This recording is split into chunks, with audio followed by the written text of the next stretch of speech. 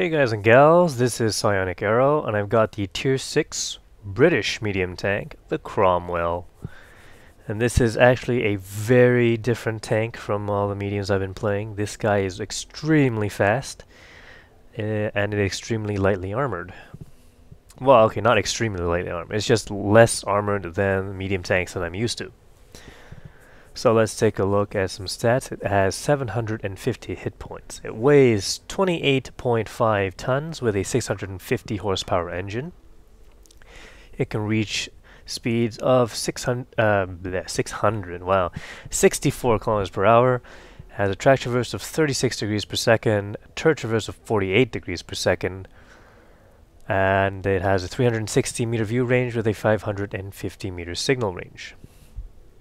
Armor on this guy, it's got 64 on the hull, front of the hull, 32 on the sides and back of the hull, 76 millimeters of armor on the front of the turret, 63 on the side, and 56 on the back. And so it's not that great. You will find that, at least I found that M4 Shermans and Panzer IVs packing the HE guns as well as the Stug 3. When they're firing those big HE guns at you, they do a lot of damage. KV2, do not get shot by that guy. Of course, the Cromwell is a very fast tank. So let's take a look at the gun selection. There really is only one gun that you want to equip, and that would be the Tier 6 75mm Vickers HV. It has, well, let's get into that. 145 millimeters of average penetration, 135 average damage, 0.36 accuracy with a 2.3 second aiming time. But it has an extremely high rate of fire of 15.38 rounds per minute.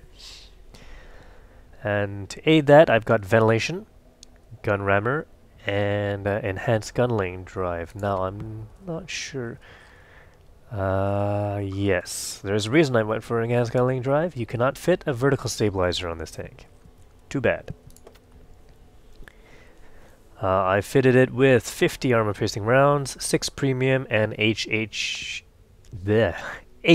HE rounds.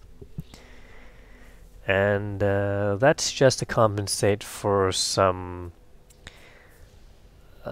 lacking in penetration. So the premium rounds do get 202 millimeters average penetration, and I like that quite a lot. Very much so. Alright, so in comparison with other Tier 6 mediums, I have got the VK3001P. This one is a lot more armored, 100 turret armor in the front and 75 on the hull. It is quite a lot slower, but it has better radio. And the gun has less penetration, not as much rate of fire, but more damage, and not as accurate either. So the Cromwell can be a bit of a snipey tank, but that means you are not using the speed to your advantage. You're just sitting around in a bush somewhere, picking shots off. And well, you can do that sometimes, especially when you're in a really high tier battle. But if you are the top tier, you're gonna have to move out there and do what a medium does. I'm not sure if I have any other Tier 6 medium tanks. Nope. I've been mostly focusing on heavy tanks. I've only recently gone into the medium tank lines. So I've only got Tier 5 mediums. That's okay.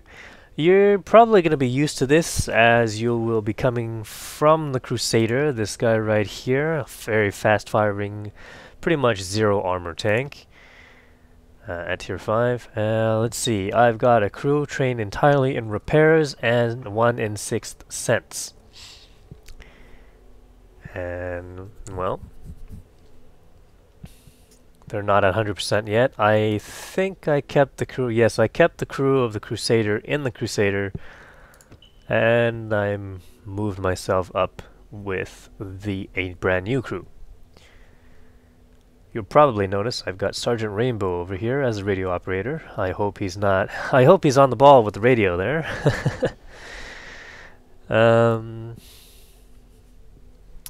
I don't know, weak points on this tank, I guess you don't really need to know. It's a pretty... There aren't too many angles on this tank. In fact, they're all pretty flat surfaces. So anywhere you shoot at, as long as you have 80 millimeters of penetration, you'll be able to penetrate. And that means... Well, do I still have the Stug? I have the Stug.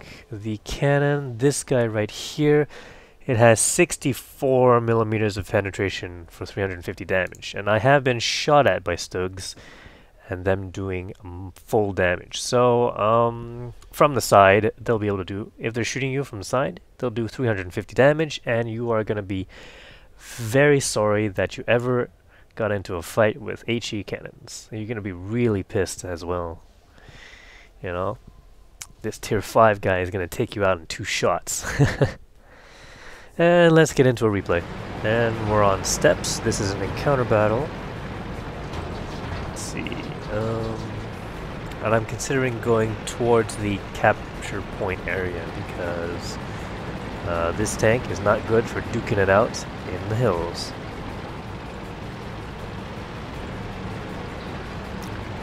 So here we go, I'm going to be putting the speed to good use. I'm already going at 44 kilometers per hour. 50. And now I'm going at 60 around.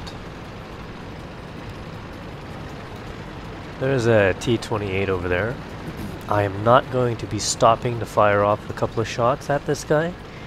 I need to get into position first, and hopefully I can do a little bit of spotting. This guy is not too bad as a scout, except, you know, it's much larger and it doesn't have the light tank camouflage factors.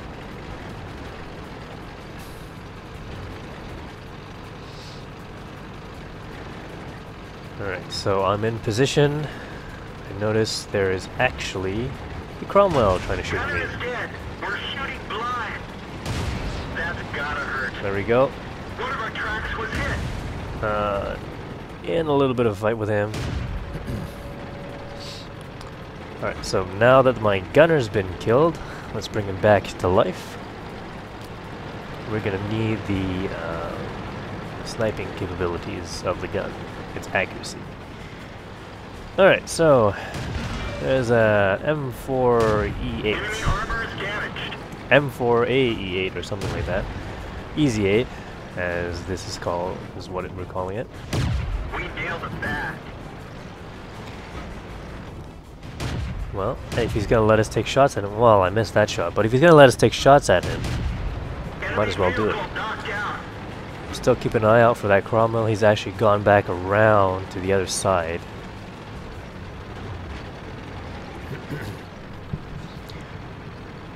Now, traditionally, what most people would do is get into the cap and sit there and wait.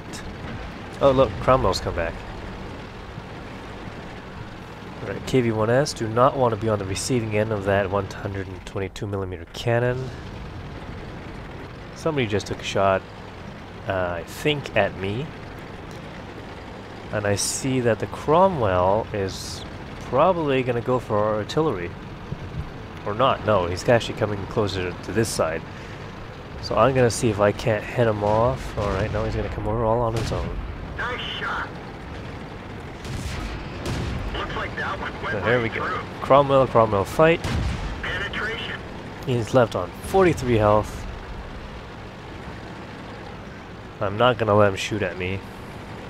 I still need most of my health. There we go. Took him out. This is a pretty good circling tank. It's got the turret traverse to deal with most tanks. KV-1. Ooh, I almost shot our own team right there. My own team. That was not a very good idea, but here we go. Last tank on the battlefield, KV-1S. Don't know if I'll be able to get in a shot on him. Probably not. BDR is probably gonna get him. Yeah, there we go. Oh no, the VK 3001P got him. And we win. So let's take a look at the stats. 638 experience. I got 4 spots off. Get a little bit damaged, 2 kills. And let's see, I made 15,000 credits, or 8,000 on a non-premium account. 11 shots fired, 8 of them hit, 8 of them penetrated. So it's got pretty good penetration for a tier 6 medium. Let's see, not enough to break 1,000 in damage. So this wasn't the most spectacular of games. I got close to, well, okay, 957 experience on a premium account, so it wasn't that great. I got base defense points though. It's pretty nice. And well, this is pretty much how you're going to be playing a Cromwell. If you're in tier 8 games, however, you're going to be sniping a little bit more than usual. However, with the gun on this thing, you can harass tier 8 tanks as long as they're busy with somebody else. So you're going to have to choose your fights very carefully in high tier battles. Also, since this tank is so fast, you're going to have to watch those jumps because you're going to be easily tracked if you jump off like a small bump or something and then land on the ground. I've done that twice, I think. And also, there's drifting involved in the Cromwell. You can drift in the Cromwell, and you should be aware of that when making really tight turns. Alright, so thanks for watching. Please press that like button, leave some comments, and I'll see you guys in future videos.